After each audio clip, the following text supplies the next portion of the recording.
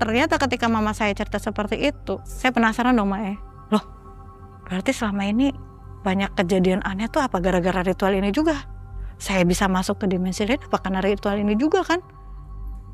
Akhirnya saya tuh ke salah satu Pak Ustadz, Pak Kiai lah. Saya tanya tuh Mae.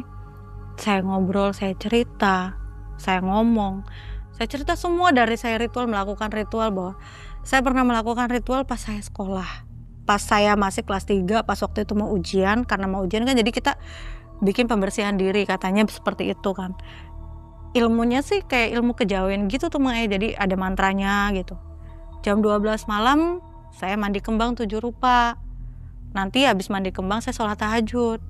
Habis sholat tahajud saya wirid. Nah sampai subuh saya sholat subuh. Terus saya wirid lagi. Wirid sama ngaji gitu kan.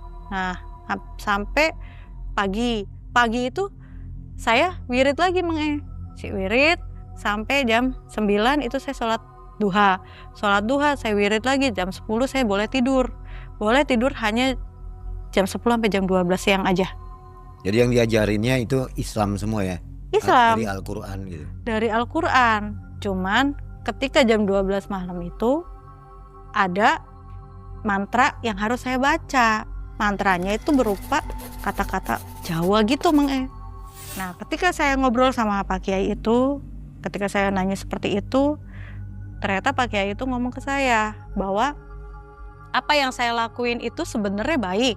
Sebenarnya memang ilmu putih karena saya mengasah sendiri. Karena saya berpuasa juga itu kan puasa mutih ya. Jadi dia tuh masuknya ke ilmu putih. Kita ngasah sendiri sebenarnya baik. Tapi karena baiknya itu saya jadi membuka dimensi lain gitu. Membuka energi lain gitu. Jadi yang lain, yang makhluk halus pun ikut terbawa karena saya di situ ada kata-kata sejagat buana. Katanya begitu. Di situ saya mikir, duh, terus maksudnya Pak Kiai, saya bilang, kenapa ya saya setiap malam sering banget yang namanya dimimpiin dan didatengin sosok jin. Dan dia tuh bilang, katanya saya tuh miliknya dia. Dan gak boleh saya tuh dimilikin siapapun gitu.